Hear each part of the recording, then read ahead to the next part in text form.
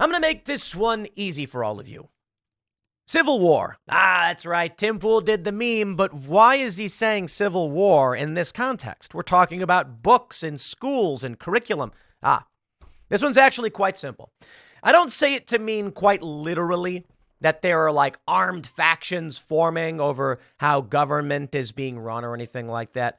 I mean this in the sense of extreme cultural divisions. Human beings whose brains are so divergent, we may as well be talking to a different species. And this means there is no path forward that will be some kind of peaceful trade agreement or cooperation. It very well may be a national divorce or something to that effect, or it could be full-scale war. In this story, we have MSNBC's Joy Reid defending books that depict graphic adult activities, adult toys, and child abuse in extreme detail. She defends these books being given to children. She complains that Moms for Liberty is actually trying to get some kind of distinction between adult books and books appropriate for children. I'm sorry.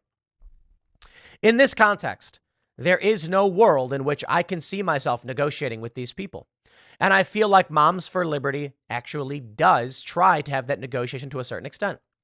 Going so far as to say, put the books in the library, but not in the children's section, not in the children's public school libraries.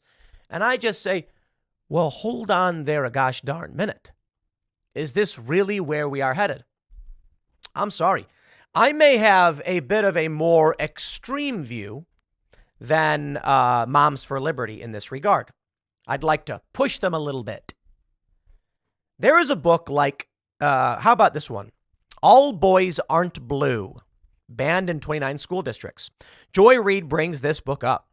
Moms for Liberty co-founder, this is Tiffany Justice.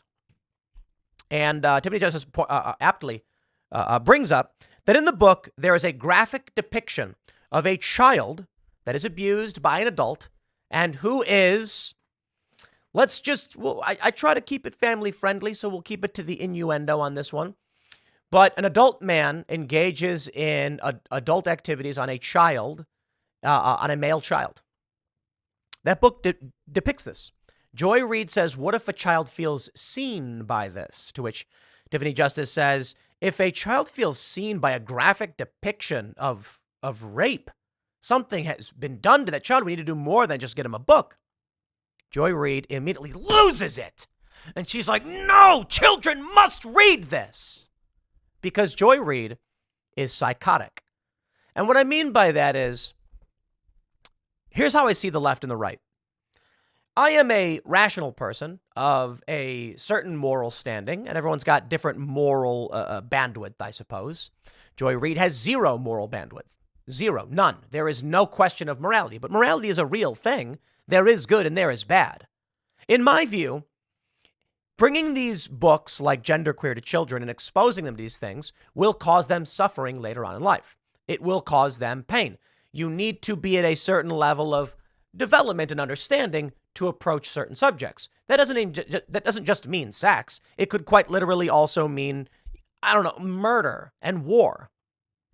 Age appropriate. Let someone grow up and develop natural barriers to protect their psyche before inundating children with this kind of information. Joy Reid suffers no such feelings. She thinks, no, parents can just decide whatever. The problem, it's a Mott and Bailey. I believe parents should decide. I believe Moms for Liberty also agrees parents should decide. But the point is, there is a threshold by which parents opt in, not out. Joy Reid says parents can opt out if they don't like this stuff. They have to know about it first. And unfortunately, most parents don't. Now, here's what I want to push back on Moms for Liberty. This stuff should be in libraries, perhaps in the restricted section. Fine, fair point. But I don't think we should just blanket say a book depicting these things should be placed on the shelves of a public library where a 12-year-old can find them. I got a funny story for our good friend Seamus Coughlin. We were at a gas station, and there were adult magazines in plain view, and he was like, hey, man, he said to the clerk, you should cover that. Children come in here, and they were like, oh, you're right. Yeah, sure. They didn't care. Look, I agree with Moms for Liberty. I've seen these books. We have some of these books. Joy Reid brings up genderqueer. She tries to frame all of these books like innocent old LGBT books. Moms for Liberty points out, rightly so, and it's a good thing she did.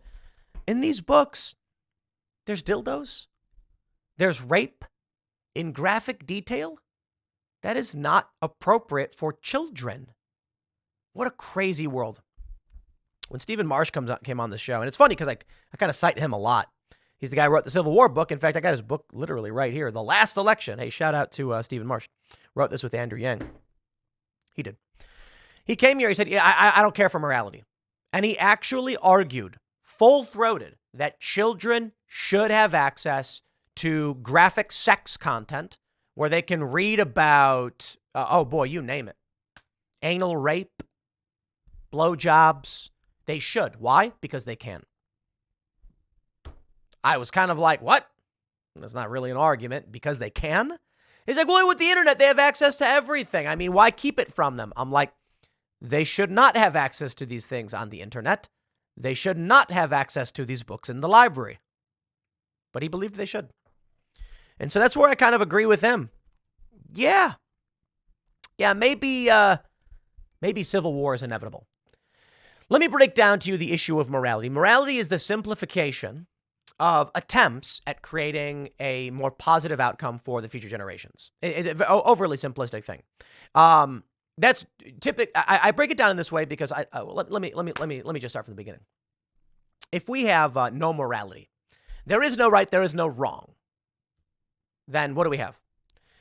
Well, why wouldn't murder be allowed if it's practical? You'd only have to pay restitution if you took someone's money from them by killing a family member. My dad made $100,000 a year. You killed him. You owe me that. Is that it? No. We lock that person up to prevent any more harm. The reality is there is morality. Stephen Marsh does have morality. All of these liberals do. It's just a very weak and eroded one that typically revolves around, have you wronged me? If you have, then we will, place that upon you. In which case, I think it's fair to say probably not morality then. Something else. Something evil and dark. Here's why I think it is morally wrong to have these books in the schools.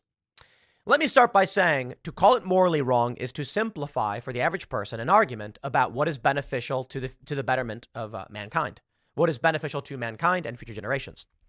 Exposing children to confusing materials and adult sex content will cause them stress and strife later on in life. This is a fact. We know this scientifically. Ergo, we do not want children exposed to this as it will damage their minds, increase depression, suicidal ideation, and other things like this. In which case, our morality is actually a concept rooted in fact-based thinking to improve human life. Here's where we are now. I know many people who don't like themselves. But you know what's true is if it's out of sight, it's out of mind. If you don't know about it, you can't miss it. And there's pros and there's cons there. The famous saying from Harriet Tubman, I have freed many slaves, I would have freed many more if only they knew they were slaves. It's true. That's why I certainly think age appropriateness. Of course, we should inform anyone who is being enslaved that they are and try to help them become free. But we're not talking about slavery in this instance. The moral line changes when it's about teaching children about adult sex content, which in no way liberates them. It actually shackles them. It causes damage to them, and it should not be allowed. The left argues, let them have whatever they want, no matter what. Well, we know what ends up happening. There's a website. There's a subreddit. We talked about this in the Timcast IRL members only show. Become a member at timcast.com to support our work directly and fund our operation.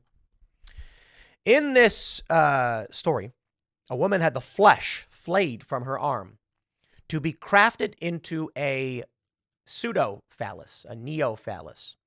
That is a chunk of arm flesh and muscle, sometimes leg, grafted to the female genitals to simulate the feeling of having male privates.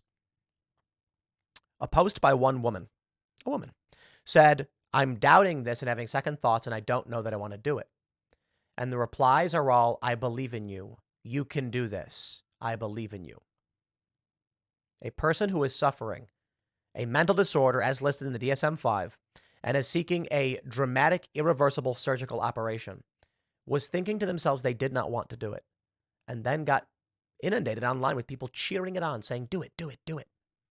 Now, that is a nightmare scenario. Will Ferrell's got a documentary that's coming out. In it, he talks about his friend. Will Ferrell had zero knowledge about trans community. Then his best friend came out. In this, he says a writer, Harper Steele, came out as transgender in 2022. Harper Steele, of course, a biological male, now identifies as a woman. What really is horrifying to me when I saw this story was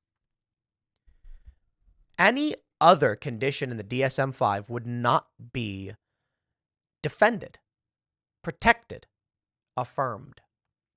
The example I use, of course, is pica. Now, I will always stress this. I am no doctor. Talk to a doctor about what is right for you. But pica is a medical condition, a mental disorder, to clarify, in which an individual eats things that are not food. Imagine Will Ferrell's friend said, Will, I no longer want to eat beef, bread, eggs, milk, cheese. I want to eat hair. And Will Ferrell said, wow, I don't know anything about it. How can I help you eat hair? Eating hair, of course, is one of the most prominent forms of pica. It doesn't break down properly in the gut. It builds up and then causes serious complications, which require surgery. Just because someone feels like they should be eating this thing doesn't mean they should be.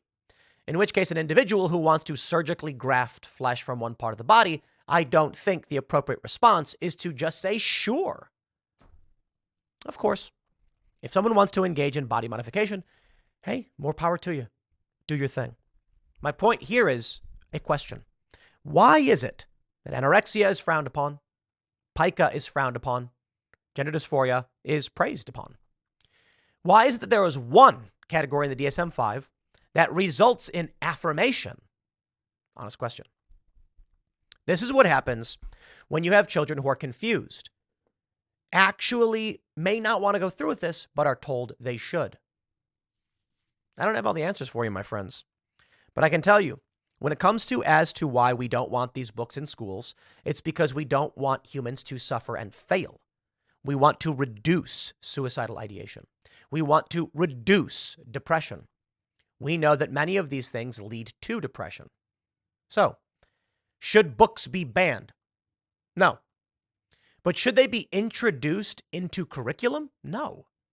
Who are the parents who advocated for these books to be brought to these schools in the first place? And why is the argument centered on the parents who don't want them there instead of the parents or teachers who put them there in the first place? Joy Reid says, why is it that only 10 parents are the ones deciding? No. Hold on there a minute. It's not 10 parents, 11 parents who are deciding. It's 11 parents complaining. Who are the adults deciding to put this in? And how come the parents didn't vote on it? Same argument you're making. Who are these people who decided to put graphic sexual books in schools? This is where we're currently at. I don't have a good answer for you as to how this country moves forward when this is what we're dealing with. So, when I say civil war jokingly, in certain circumstances, I mean that we are in this culture war to an extreme degree. In this instance, my question to you is, outside of the context of politics and Donald Trump going to prison or whatever, how do you reconcile with a neighbor who wants to give your child dildo books?